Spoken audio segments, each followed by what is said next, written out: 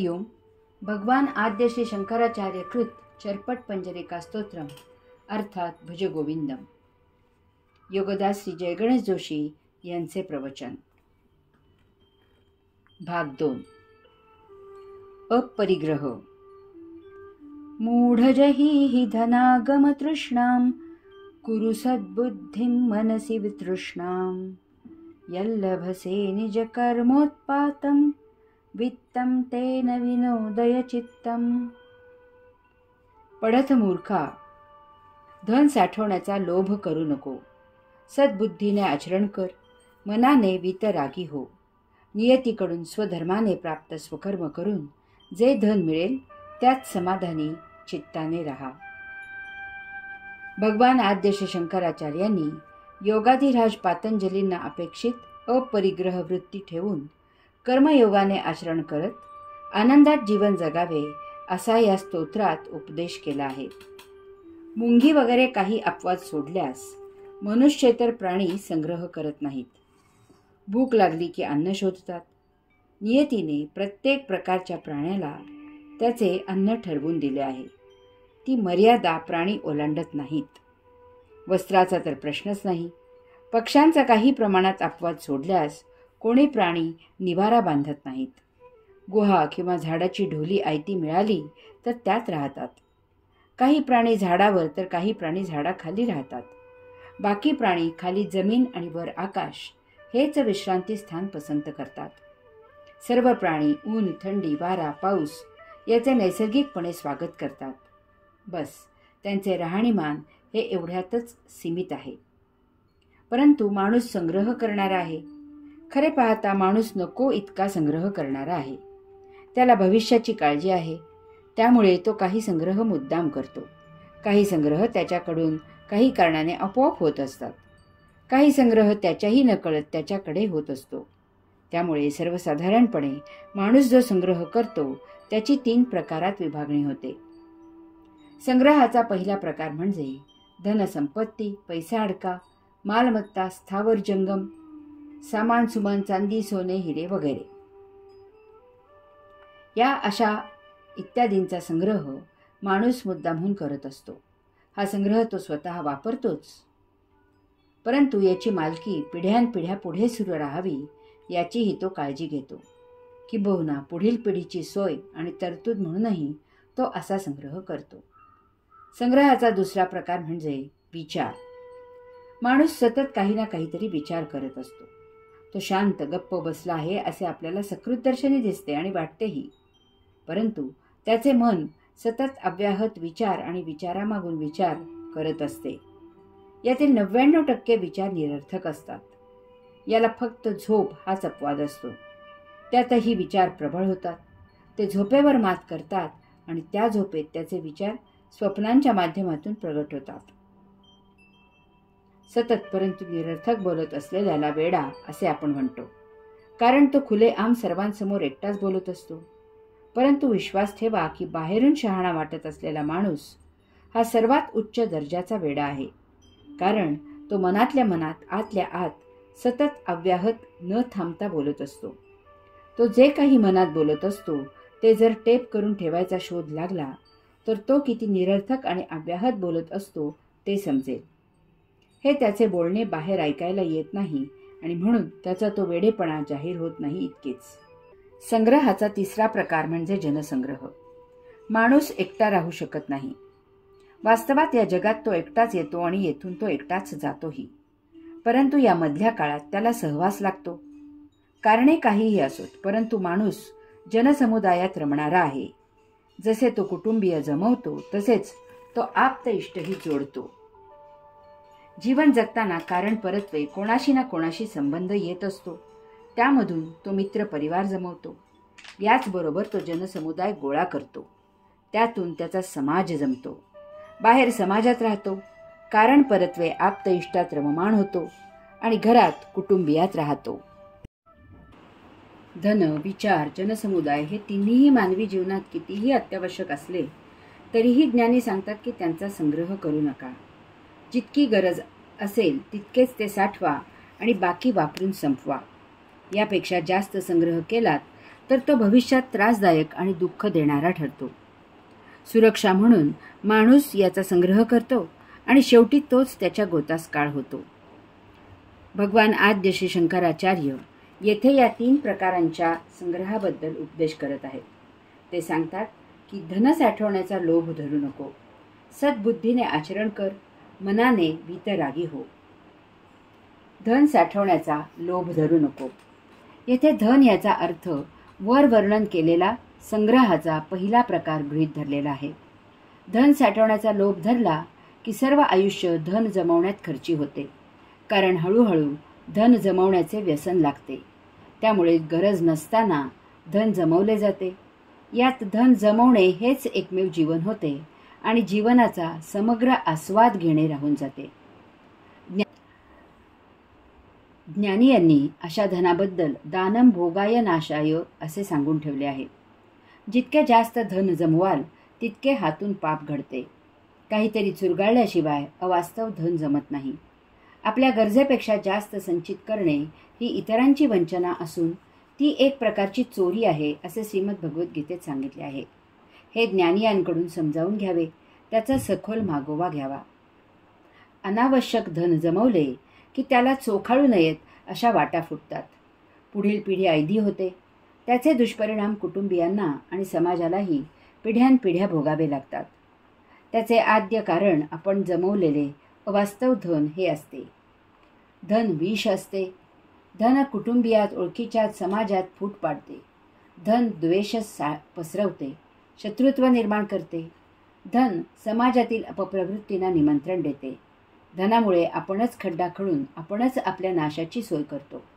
याचे सर्वसार इतकेच आहे की धनामुळे आनंदमय जीवनाचा विचका होतो. यास्तव आपल्या अत्यावश्यक गरजा आयुष्यभर पुरतील इतकेच धन संचित करावे. हे ठरवणे अवघड असले तरी अशक्य नाही. त्याचाच बाऊ करून धन संचित करणे सुरू ठेवू नये. सद्बुद्धीने आचरण कर. माणूस विचारांचा संग्रह करतो.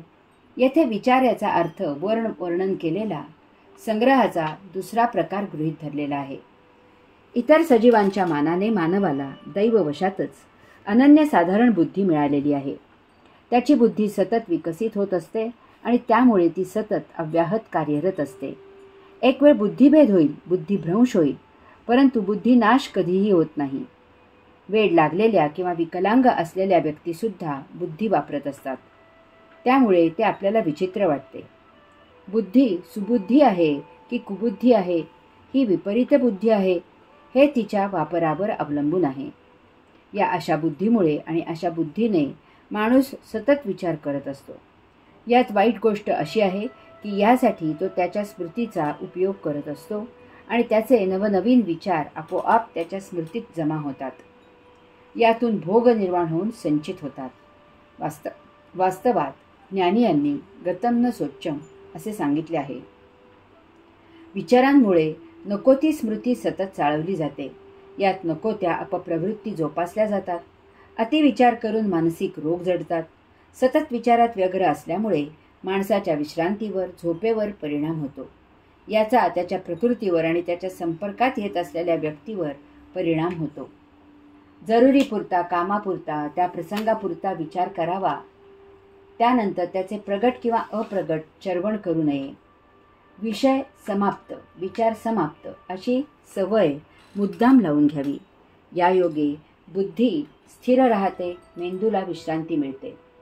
तसेच नेहमी सृजन कसे होईल, चांगले कसे साधेल, आपल्याबरोबरच इतरांचेही भले कसे होईल याचा विचार करावा. सर्वात महत्त्वाचे असे की कोणाचेही कधीही चुकून सुद्धा वाईट होणार नाही याचा विचार प्रथम करून मग इतर विचार करावा. मनाने वीतरागी हो. मानव फार भावना प्रधान आहे. भावनेच्या आहारी जाऊन तो जसे व्यवहार करतो तसेच तो भावना प्रधान होतो आणि जे करू नये तेही करतो. अशा दोन्ही वेळी तो व्यवहारी वागत नाही. व्यवहार बाजूला ठेवून तो सत्कर्म करतो. तसेच तो भावनेने तारतम्य विसरतो आणि दुष्कृत्यही करतो. भावनेच्या आहारी जाणे हेच मुळात चूक आहे. त्या भरात तो सत्कर्म जरी करत असला तरी भावनेच्या आहारी जाण्याची त्याची खोड वाईट कर्मही करू शकते हे आपण विसरून चालत नाही. जे काही करायचे ते बुद्धी समतोल ठेवूनच करावे लागते. तेच सत्य आचरण असते. त्यामुळे भावना उचंबळून जरी एखाद्याने चांगले काम केले तरी ज्ञानी अशाला दूर ठेवतात. कारण आज भावनेच्या आहारी जाऊन पाय धरणारा उद्या त्याच भावनेच्या आहारी जाऊन गळा घोटायची शक्यता नाकारता येत नाही. कारण भावनेच्या आहारी गेलेला बुद्धीने विचार करून कर्म करत नाही, तर विचार करण्याआधी तो कृती करून मोकळा होतो. हे महाघातक असते. माणूस भावनेच्या आहारी जातो यामागे मन असते. मनाला अनेक रिपू चिकटलेले असतात. कारण मनाचा जन्मच भोगसंचयाच्या आविष्कारातून झालेला असतो. मनाला जितके जास्तीत जास्त भोग उपभोगता येतील आणि तेही झटपट वेळ न घालवता तितकेच ते हवे असतात. यासाठी मन भोग उपभोगायला नेहमीच घाई करते. ते सदा अधीर झालेले असते. मन सांगते आता संधी आहे, आधी घेतो उपभोग आणि मग पाहू काय होईल ते निस्तरू. त्यासाठी तुझी बुद्धी वापर, परंतु आत्ता या उपभोगात तुझ्या त्या बुद्धीचा अडसर येऊ देऊ नकोस. वस्तुतः असे आहे की बुद्धी विचार करून अनेक शंका घेऊन धोक्याची भीती घालून उपभोगात अडचण निर्माण करील. यासाठी मन नेहमी उपभोगाची त्वरा करते. यासाठी ज्ञानी सांगतात की कृती करायच्या आधी 10 अंक मोजावेत. आत्ता लोणी मटकावायला मिळत असले तरी नंतर पाठीत जो बडगा बसणार आहे त्याचा विचार प्राधान्याने करूनच उपभोग घ्यायचा आहे. त्यासाठी मनाच्या मनमानीला लगाम घालावा. या तिन्ही प्रकारच्या संग्रहाने एक समान गोष्ट घडते. माणूस विकृत होतो. पैसा अति झाला की मन सुबुद्धीपेक्षा विकृत विचार करायला प्रवृत्त करते. पैसा अति झाला की तो खर्च कसा करावा याचा पाचपोच राहत नाही. पैसा अति झाला की त्या पैशाचीच किंमत कमी होते. अति पैशाची घमेंड येते, मस्ती चढते, गुरमी येते. केवळ पैसे आहेत म्हणून ते अनिर्बंधपणे उधळले जातात. यात आपण इतरांना त्रास देत आहोत. कमकुवत मन असलेल्यांना वाम मार्गाला लावत आहोत. पैशाची चणचण असलेल्यांचा गैरफायदा घेत आहोत. सामाजिक स्वास्थ्य बिघडवत आहोत. नीती धर्म पायदळी तुडवत आहोत. समाज बिघडवत आहोत. तरुण पिढीला अत्यंत चुकीचा संदेश देत आहोत. ज्यांच्याकडे पैसे नाहीत त्यांना भडकवत आहोत. इत्यादीचा पोच राहत नाही. किंवा समजत असूनही पैशाच्या धुंदीत तिकडे जाणीवपूर्वक दुर्लक्ष केले जाते. याचा परिणाम आपण पाहतो की लहान मुले, असहाय्य पुरुष यांना गुलामाप्रमाणे वागवून त्यांच्याकडून वेठीला धरून कामे करून घेतली जातात. स्त्रियांकडून देह सौख्य घेतले जाते. बालांवर पैसे उधळले जातात. या विकृतांच्या महाभयावह कथा अनेक आहेत. त्या येथे छापणे अशक्य आहे.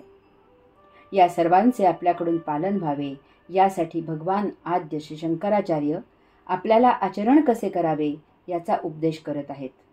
ते सांगतात की नियतीकडून स्वधर्माने प्राप्त स्वकर्म करून जे धन मिळेल त्यात समाधानी चित्ताने राहा. आपल्या मर्जीने कर्म करू नका. तुम्हाला सहज प्राप्त असे कर्म की जे नियती तुम्हाला देते त्यातच रममाण असा. तेच तुमचे संचित संपवण्यासाठी तुम्हाला योग्य असते. अशा कर्माचा अवहेर करू नका. दुसऱ्याचे कर्म काही कारणाने जास्त चांगले वाटले तरी त्याने विचलित होऊ नका. तसेच तुमच्या कर्मात कितीही काटे असले तरी त्या कर्माला नावे ठेवू नका. त्या कर्माचा दुस्वास करू नका. ते तुमचे प्रारब्ध आहे याचा विचार करून त्या कर्माचा आदर ठेवा. ते तुम्हाला परम आनंद देईल. वैभव, धनसंपत्ती या गोष्टी विष आहेत. त्यांच्या आहारी जाऊन भलते साहस करून कर्म करू नका. मन तुम्हाला चकवण्याचा प्रयत्न करत असते. लोक तुम्हाला भरीस घालत असतात. अशा वेळी ऐकावे जनाचे, दुर्लक्ष करावे मनाचे आणि कर्म करावे प्रारब्धाचे. हा मंत्र आचरणात आणावा. त्यातच तुमचे समाधान आहे. यासाठी सदा अध्यात्माची कास धरावी. नित्य नियमित सत्संग करावा. त्या योगे आपले अंतःकरण, आपला रंध्र आपली नस नस आत्मभानाने, आत्मज्ञानाने, आत्मबोधाने भरभरून भारून टाकावीत. तेथे अन्य गोष्टींना जागाच शिल्लक नसावी. हे सर्व ऐकून वाचून समजून यानंतरही या विरुद्ध वागण्याची बुद्धी असणारा पढत मूर्ख असतो. ओम तत्सत त्वम असि.